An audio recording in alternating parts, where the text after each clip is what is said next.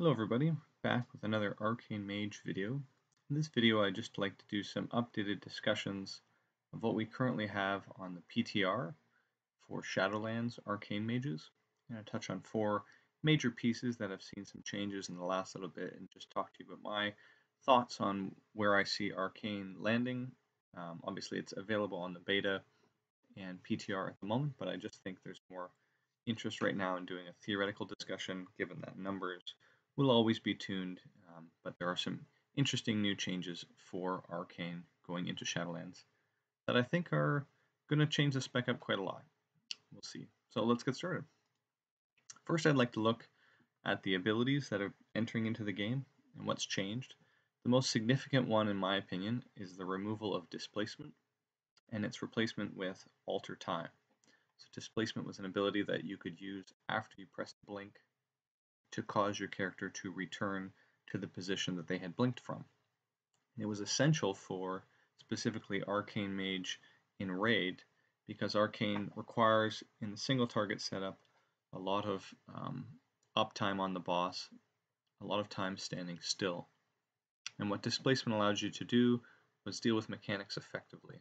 If you had to get out of a group with something, you could blink out at the last second, drop it off, and displacement back to your position. It's being changed up a little bit. We're getting alter time in its place, and I think this is a beneficial change on the whole. Alter time baseline is a 1 minute CD, and you can drop it down to 30 seconds with Master of Time talent. And effectively, it doubles down on the gameplay of displacement by offering two important utility changes. First, it decouples it from blink altogether, so your character can be moving around through the game. You can press your alter time button, walk along, and then it will return you to the original position. You don't need to press blink and then use displacement. But secondly, it also has sort of survivability portion built into it as well. So it's going to return you to whatever health you had when you press the button.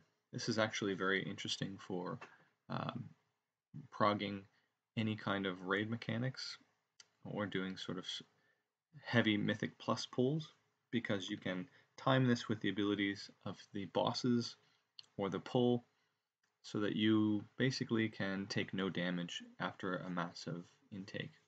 Some big pulsing AoE goes out, you take 50% of your health. If you plan rightly, you can use alter time to negate a lot of this.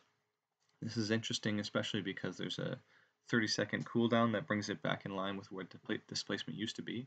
So if you had available to you sort of a 30-second heal, if you like, it's a pretty powerful piece to add to a mage's toolkit. Where it already gets shields and blocks, and in the case of Arcane, gets damage reduction through greater invisibility. So that's a really important change that I think is going to be very helpful for Arcane mages. Alter time is going to be more useful across all the different kinds of content than displacement. Often displacement is not that great in Mythic Plus because planning changes and your position sometimes is not as determinable. You may not need to use displacement after you blink.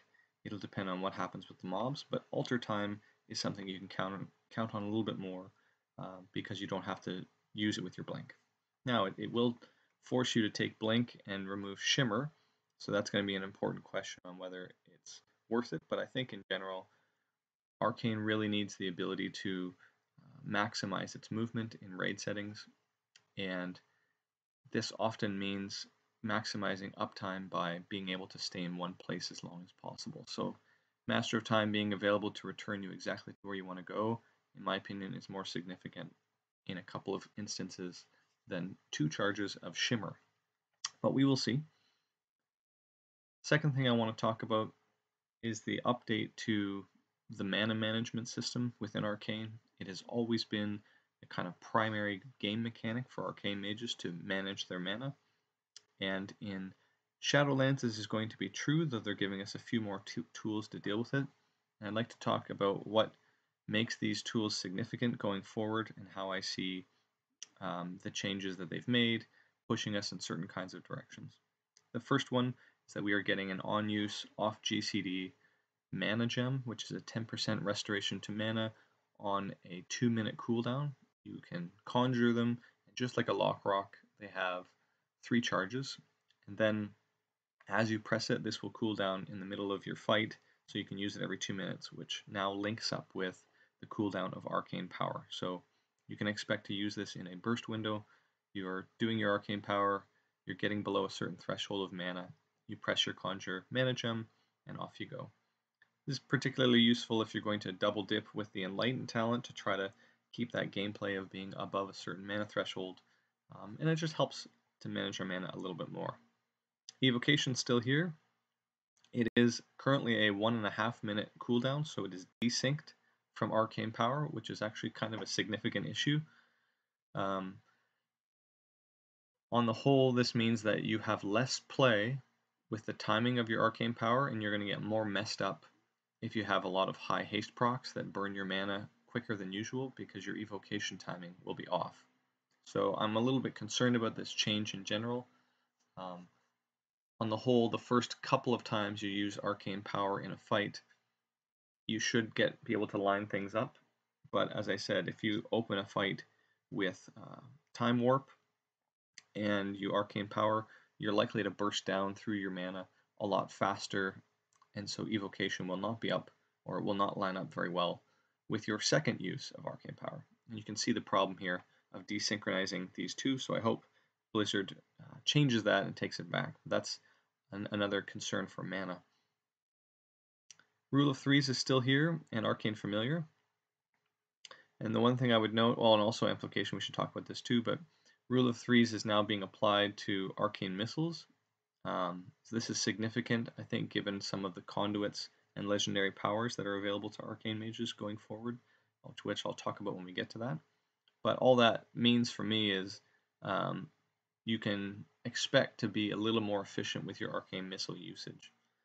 Sometimes you're pressing Arcane Missiles and you press it again, or if you're playing in PvP, you're often pressing it all the time.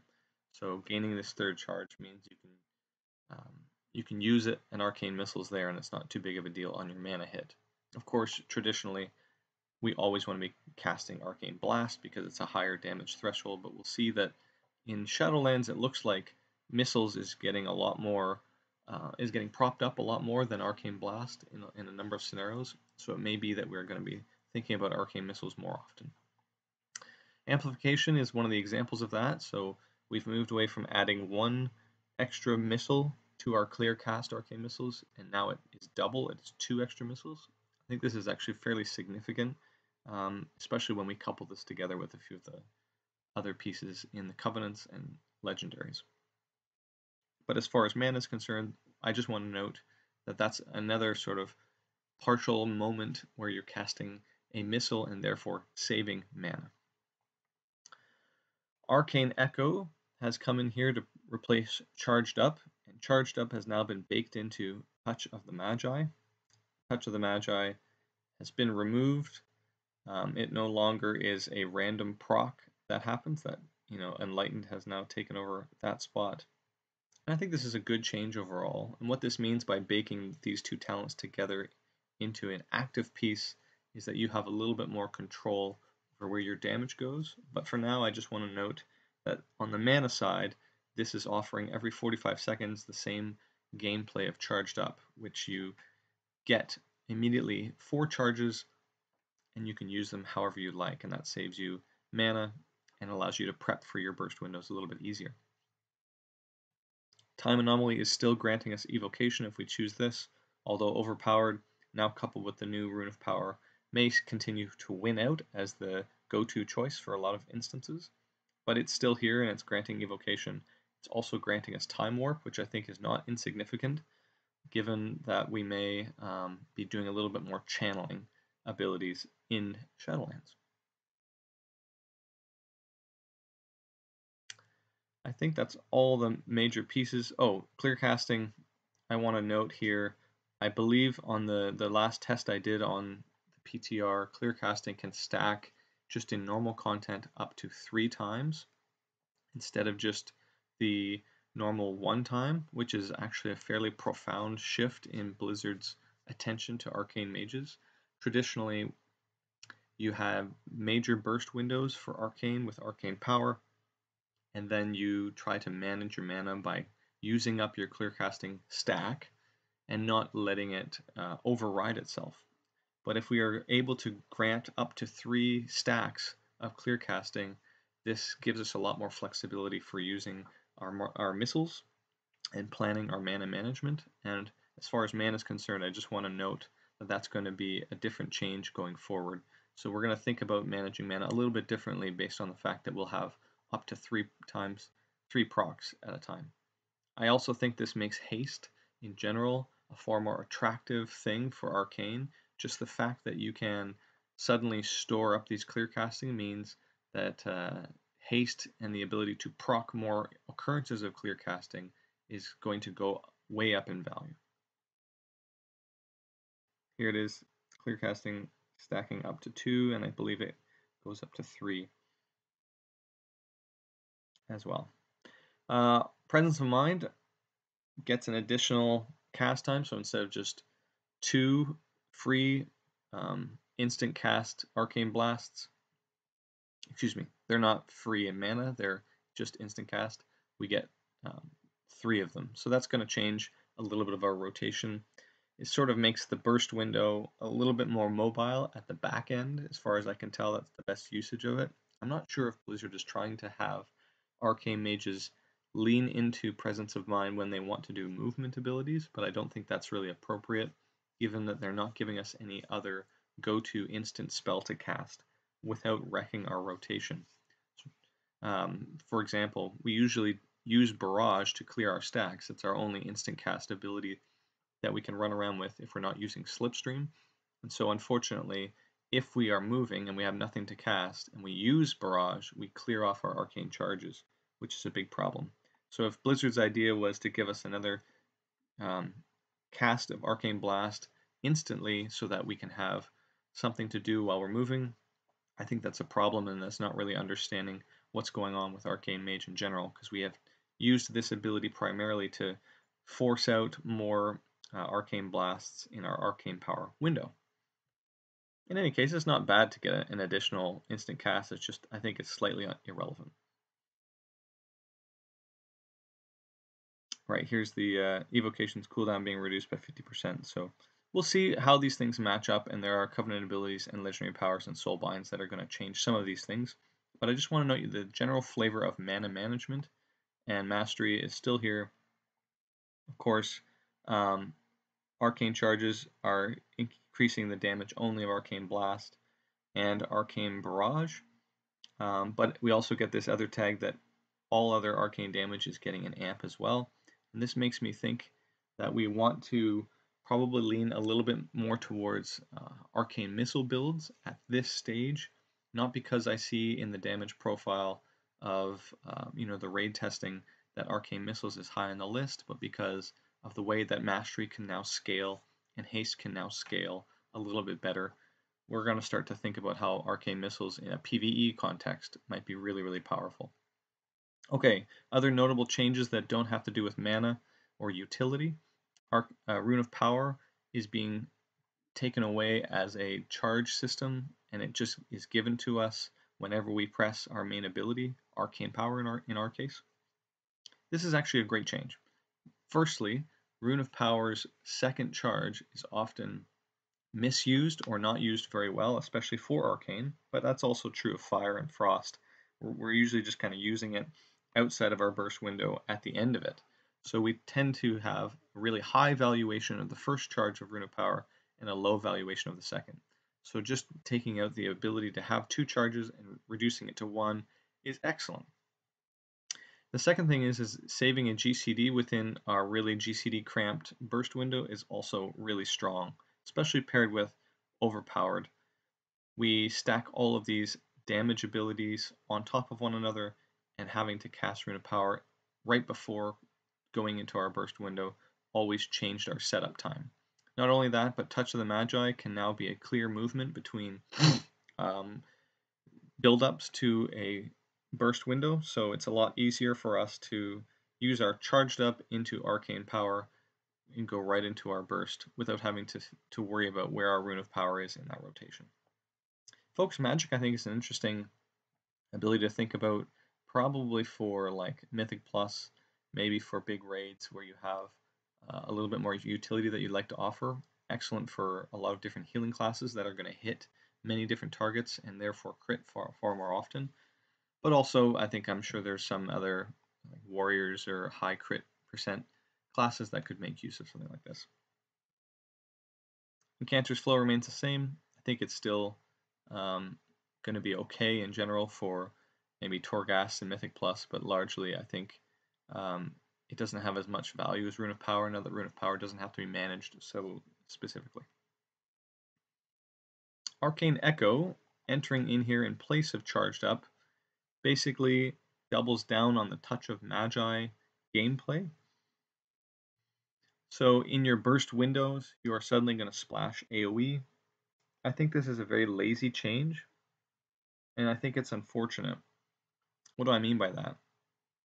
Resonance is already the go-to ability for any sort of cleave or AoE because of how often we are recurring barrages,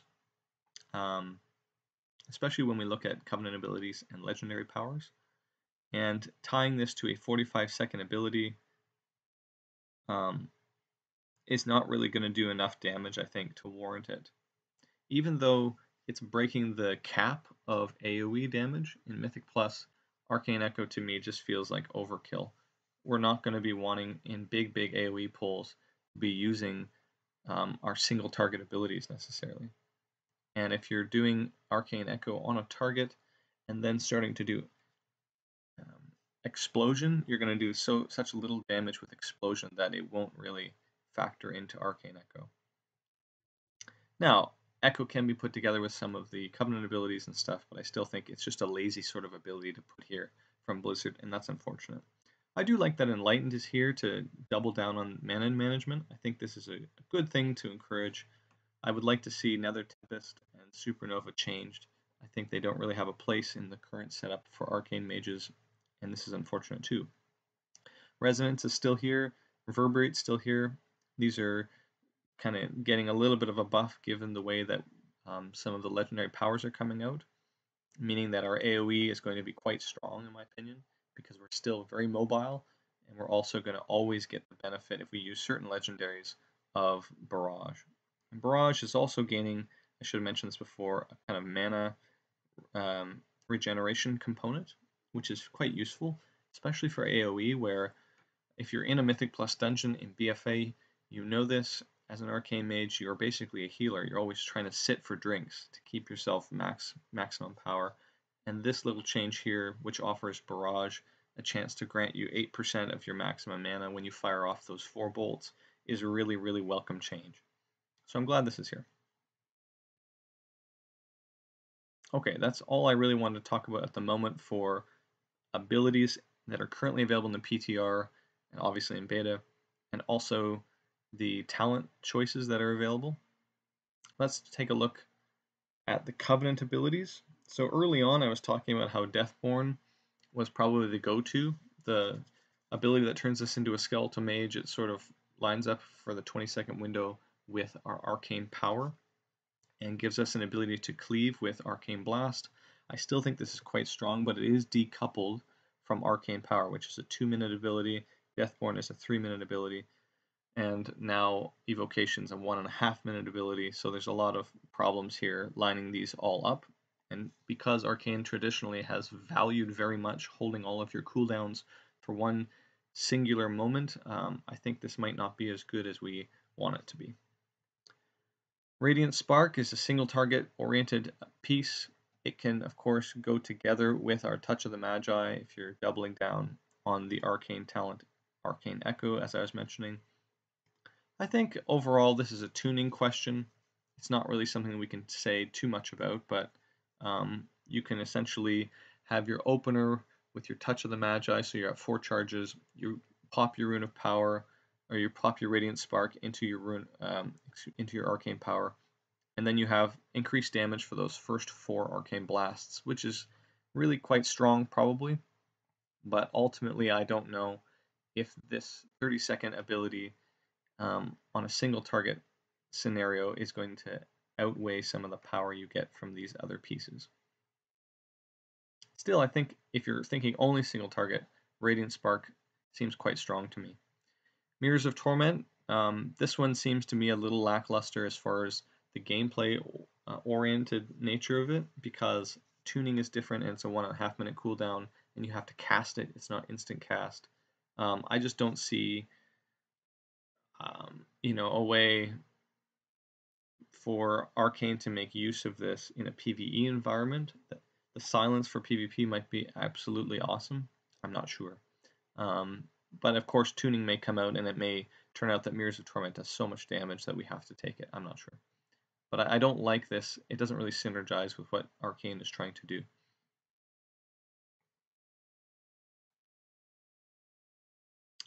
Shifting Power. This one is starting to interest me a lot more. I still think Deathborn is likely a go-to, even though we've decoupled the 3-minute Arcane Power from Deathborn. But Shifting Power has a 45-second cooldown that grants us a channeled ability that will tick 4 different times over 6 seconds and do damage. It does damage to enemies within 15 yards, so it couples together nicely with Mythic Plus pulls at a 45-second cooldown. It's also going to cool down our mage abilities 4 times over the course of the channel. I'm not really sure what the number will ultimately be as far as cooling it down, but what interests me is the way in which Shifting Power is going to start coupling up with other abilities. So if you're cooling down your Arcane Power at 2 minutes and your Evocation together, you can start to think about ways in which this might be useful when you put it together with something like where's the legend? Oh, excuse me. I was looking at a soulbind. With something like Arcane Prodigy. Arcane Prodigy allows your Arcane Missiles to reduce the cooldown of Arcane Power. So if you think about the gameplay that's involved here, we can either think about Deathborn, where we have a 3-minute CD, and we use something like Arcane Prodigy to bring Arcane Power in line with Evocation, so they're both 1.5 minute CDs, and then you get a Deathborn every other one. I think that's a strong, viable composition. But you can also think about leaning a little more towards Arcane Missiles in general, and just having tons and tons of missile procs going off, putting this together with things like Arcane Harmony. And in an AoE setting, although these are kind of conflicting because you want to be casting Explosion and not missiles necessarily, you still have these damage amps that come together with the use of Arcane Missiles. So increasing Arcane Missile damage, buffing our Arcane Barrages seems a little bit more interesting to me when we start thinking about which thing to cool down. Imagine having Arcane Power up far, far more often. You can start to think, for example, about how Night Fae might interact with Time Anomaly and High Haste. So if you have really high haste, because Mastery is now impacting all of our arcane damage, we can start to move away from thinking about haste. Oh, excuse me. And because we get clearcasting, we can start to think about the value of haste that we're granted from Time Warp. And maybe we get a whole bunch of essentially CDR. We also have paladins to consider, the ones that are taking Night Fae that can cool down the abilities of different players. So I think Arcane Mages might find themselves in a circumstance later in the tier where they have really high uptime on Arcane Power, and they're just launching tons and tons of missiles that are amped up and they do a lot of damage.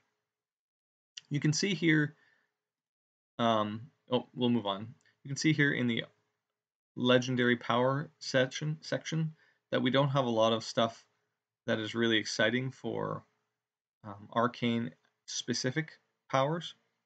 Temporal Displacement I think is fine now that haste is likely to have a little more value for us. Arcane Harmony is moving us towards Arcane Missiles, but everything else is sort of related more to Barrage. Evocation, I'm not sure if the damage amp is going to be that useful. The granting of 2 charges doesn't seem that significant to me. But The one change I do want to mention is that Arcane Bombardment, which is taking over from the Arcane Pressure trait, is actually a buff. And the reason it's a buff is because the 40% damage amp that Arcane Pressure would give you was only granted if you hit 4 targets. And especially in Mythic Plus, sometimes the target dies, and that will greatly reduce the amount of damage that Arcane Barrage is doing. In the Arcane Bombardment Legendary setup, you can barrage as a execute, and if it hits 2 or 3 targets, it's still going to provide that 40% damage amp on this side of it. You can couple that together, of course, with resonance, and so the more targets you hit, the better, but you're not losing out on the damage on the trait side by using this legendary power. So that's actually quite good.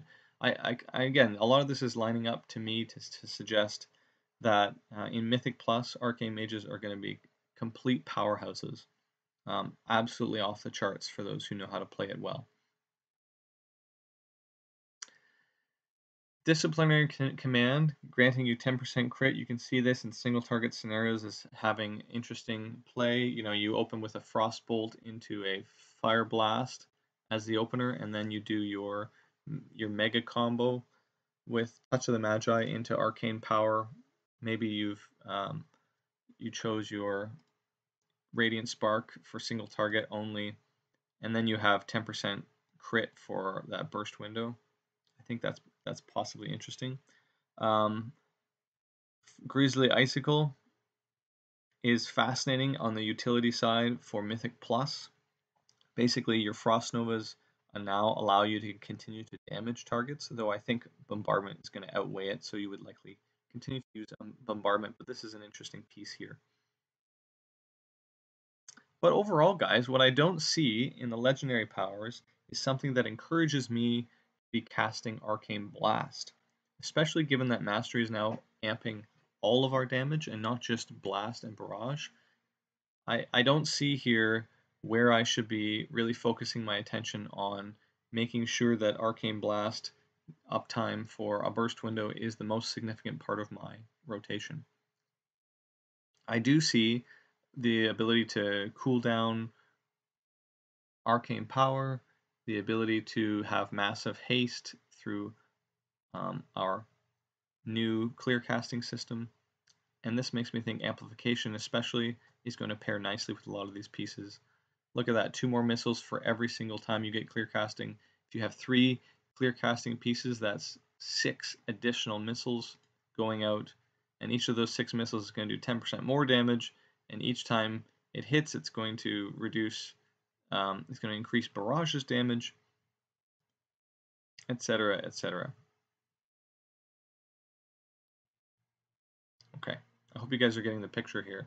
Looks like missiles is going to be quite strong. This is why I think part of the problem at the moment is that we don't have any potency conduits that lean into Arcane Blast.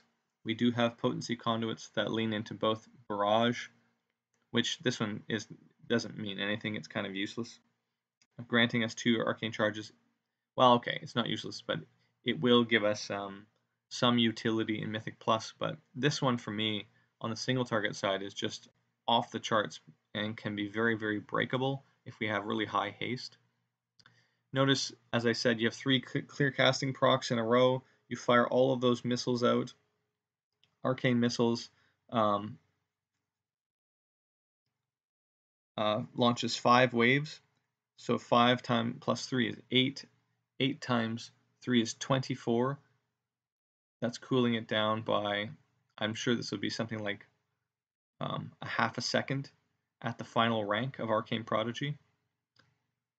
So 12 seconds of CD are when you use up all those 3 in a row. It's just really significant, guys. And notice that Arcane Prodigy does not require clear casting, so if you're just casting Arcane Missiles in general, those missiles are going to cool down Arcane Power even further. This synergy alone is making me think that Arcane Missiles is a far more important part of our rotation. Touch the Magi, this doesn't seem that good to me as a potency. Barrage, again, not as relevant. Clearcasting, this is kind of in conflict, so if you have the ability to stock up on clearcasting, then this means you want to weave clearcasting with Arcane Blasts. But if Arcane Blast doesn't really do that much damage overall, and you want to just spend your clearcasting to keep your mana flow going, it's maybe not that good. Although, depending on how much this scales, Arcane Blast, this might be okay, but it's tied to clearcasting, so you can't control which Arcane Blasts are going to get the damage amp. And if you do take this and it's in your burst window, it changes your priority. So you're in the middle of Arcane Power, it just starts, you get clearcasting, now you have to press clearcasting because it's going to amp your next few Arcane Blasts. But what if you get clearcasting right at the end? It's just a bit of a tilter.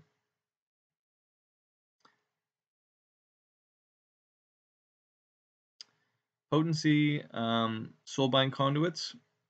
Here's where I think we get a little bit more power out of the Night Fae one than the others. Deathborn lasting longer is fine, but it'll be decoupled from our damage window if it lasts for 25 or 30 seconds or whatever it would be, because we've already gone through our Arcane Power window. So unless Arcane Power lasts longer, Deathborn is not going to be that much of an increase. This still may be really strong, guys. I just don't see it. This, however, allowing our shifting power to channel faster, and I'm guessing this will get up to something like, I don't know, 25% faster, means that you are going to both do more damage in that window quicker, and also you're going to cool down your abilities quicker and get back to casting the spells you want to cast. So I think there's a lot of merit in shifting power, and definitely if you couple it together with Shimmer rather than Alter Time. But notice, guys, this is going to cool down, I think, everything. So it's cooling down our Evocation. It's cooling down our Touch of the Magi. It's cooling down our Arcane Power. It's cooling down our Alter Time. This is suddenly now, it's cooling down our Greater Invisibility. So we get more damage reduction. We get more healing, potentially. And then, obviously, more damage. That's a huge boon, especially if we can count on it being maybe a 3-second channel rather than a 6-second channel. If you have a lot more haste in your kit, suddenly shifting power is significant.